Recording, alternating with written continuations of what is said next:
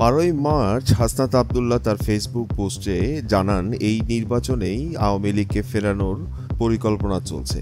Refine Awami League নামে নতুন একটি ট্যাবলেট নিয়ে শীঘ্রই হাজির হবে। 15ই মার্চ হাসনাত আবদুল্লাহ তার ফেসবুক পোস্টে আবার লেখেন, যে পথ দিয়ে আওয়ামী লীগ পালিয়েছে ঠিক সেই পথ দিয়েই আওয়ামী লীগকে ফেরানোর ষড়যন্ত্র করা হচ্ছে। 21শে মার্চ হাসনাত আবদুল্লাহ ডক্টর ইউনূসকে উদ্দেশ্য করে বলেন, ডক্টর ইউনূস, আওয়ামী লীগ 5ই অগাস্টেই নিষিদ্ধ হয়ে গেছে। উত্তরপাড়া ও ভারতের প্রেসক্রিপশনে আওয়ামী লীগের চ্যাপ্টার ওপেন করার চেষ্টা করে লাভ নেই। একই দিনই তিনি আরেকটি ফেসবুক পোস্টের মাধ্যমে জানান, 11ই মার্চ, সময় দুপুর 2টা 30। কিছুদিন আগে আমি আপনাদের বলেছিলাম রিফাইন আওয়ামী লীগ নামে নতুন একটি ষড়যন্ত্র নিয়ে আসার পরিকল্পনা চলছে। এই পরিকল্পনা পুরোপুরি ভারতের। সাবের হোসেন চৌধুরী, শিরিন শারমিন, তাপসকে সামনে রেখেই এই পরিকল্পনা সাজানো হচ্ছে। আমি সহ আরও দুজনের কাছে ক্যান্টনমেন্ট থেকে এই পরিকল্পনা উপস্থাপন করা হয় 11ই মার্চ দুপুর 2টা 30-এ। আমাদেরকে প্রস্তাব দেয়া হয় আসন সমঝোতার বিনিময়ে আমরা যেন এই প্রস্তাব মেনে নিই।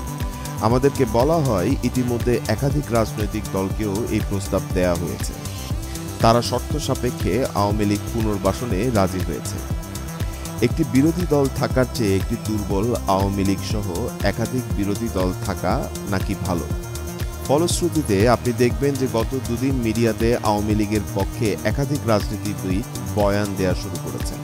আমাদেরকে আরও বলা হয় রিফাইন আওয়ামী লীগ যাদের দিয়ে করা হবে তারা এপ্রিল-মে থেকে শেখ পরিবারের অপরাধ স্বীকার করবে, হাসিনাকে অস্বীকার করবে এবং তারা বঙ্গবন্ধুর আওয়ামী লীগ করবে এমন প্রতিশ্রুতি নিয়ে জনগণের সামনে হাজির হবে। আমাদেরকে এই প্রস্তাব দেয়া হলে আমরা তৎক্ষণাৎ এর বিরোধিতা করি এবং জানাই যে আওয়ামী লীগ পুনর্বাসনের পরিকল্পনা বাদ দিয়ে আওয়ামী লীগের বিচার নিয়ে কাজ করুন। এর উত্তরে আমাদের বলা হয় আওয়ামী লীগকে ফিরতে কোনো ধরনের বাধা দিলে দেশে যে সংকট সৃষ্টি হবে তার দায়ভার আমাদের নিতে হবে এবং Awami League must come back. আলোচনায় এক পর্যায়ে বলি, যেই দল এখনো ক্ষমা চায় নাই, অপরাধ স্বীকার করে নাই, সেই দলকে আপনারা কিভাবে ক্ষমা করে দিবেন? অপর পক্ষ থেকে রেগে গিয়ে উত্তর আসে, you people know nothing, you lack wisdom and experience, we are in this service for at least 40 years, তোমার বয়সের থেকেও বেশি। তাছাড়া আওয়ামী লীগ ছাড়া ইনক্লুসিভ ইলেকশন হবে না। উত্তরে বলি, আওয়ামী লীগের সাথে কোনো ইনক্লুসিভিটি হতে পারে না। আওয়ামী লীগকে ফেরাতে হলে আমাদের লাশের উপর দিয়ে ফেরাতে হবে। আওয়ামী লীগ ফেরানোর চেষ্টা করা হলে যে সংকট তৈরি হবে তার দায়ভার আপনাদের নিতে হবে। পরে মিটিং অসমাপ্ত রেখেই আমাদের চলে আসতে হয়। জুলাই আন্দোলনের সময়ও আমাদের দিয়ে অনেক কিছু করানোর চেষ্টা করা হয়েছে। কখনো এজেন্সি, কখনো বা ক্যান্টনমেন্ট থেকে নানা ধরনের প্রেসক্রিপশন গ্রহণ করতে চাপ দেয়া হয়েছে। আমরা ওসব চাপে নত স্বীকার না করে আপনাদের তথা জনগণের উপরে আস্থা রেখেছি। আপনাদের সাথে নিয়েই হাসিনার চূড়ান্ত পতন ঘটিয়েছে। আজকেও ক্যান্টনমেন্টের চাপকে অস্বীকার করে আমি আবারও আপনাদের উপরই ভরসা রাখতে চাই। এই পোস্ট দেওয়ার পর আমার কি হবে আমি জানি না।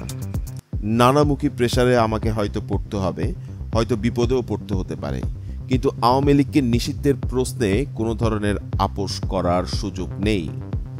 জুলাইয়ের দিনগুলোতে জনগণের স্রোতে ক্যান্টনমেন্ট আর এজেন্সির সকল প্রেসক্রিপশন আমরা উড়িয়ে দিয়েছিলাম। আজ আবারও যদি আপনাদের সমর্থন পাই, রাজপথে আপনাদের পাশে পাই, তবে আবারও এই আওয়ামী লীগ পুনর্বাসনের ভারতীয় ষড়যন্ত্র আমরা উড়িয়ে দিতে পারব। এই পোস্টের কমেন্টেই তিনি জানান, মৃত্যু হলেও মানুষ জানুক কেন মারা গিয়েছে। এর পরপরই ফেসবুকে পিনাকি ভট্টাচার্য একটি পোস্ট আপডেট করেন, যেখানে তিনি বলেন, ক্যান্টনমেন্টের মিটিংয়ে সার্জিত ও হাসনাতকে যখন ওয়াকার আওয়ামী লীগকে ফিরিয়ে আনার প্রস্তাব দিল তখন ওরা একদম ক্লিয়ার বলে দেয়, আপনি এটা করলে 5 তারিখের উল্টো ইমেজ তৈরি হবে আপনার, সারা দেশে ভিলেন হয়ে যাবেন। ওয়াকার সঙ্গে সঙ্গে উত্তর দেয়, আই কেয়ার নাথিং, কে কি বলল আমার যায় আসে না। এদিকে বড় বড় তালেবানরা কয়েক মাস ধরেই ওয়াকার আর কচু ক্ষেতের দালালি করে যাচ্ছে। আমি শুরু থেকেই এটা নিয়ে লড়ে যাচ্ছি। হাসনাত ও সার্জিসের 11 তারিখের মিটিংয়ের কথা আমি আগে জানতাম না, আজই জানলাম। কিন্তু কিছু একটা যে হচ্ছিল সেটার ইঙ্গিত আপনারা আমার ভিডিওর পোস্টে আগেই দেখেছেন। ওয়াকার এখন পুরোপুরি আওয়ামী পুনর্গঠন প্রক্রিয়ায় ঢুকে গেছে, নিজেই সব লিড দিচ্ছে। ছাত্রদের বিরুদ্ধে চরিত্র হনন আর দুর্নীতির নিউজগুলো কোত্থেকে আসছে সেটাও একদম পরিষ্কার হয়ে গেছে। ওয়াকারকে শুধু একটাই কথা বলবো, নাটক কম করো প্রিয়। মাসুদ যেমন ভালো হয়নি, তুমিও ভালো হবে না। শেষে তিনি বলেন, আওয়ামী লীগ আর ফিরবে না, ফিরতে দেয়া হবে না, ফুল স্টপ।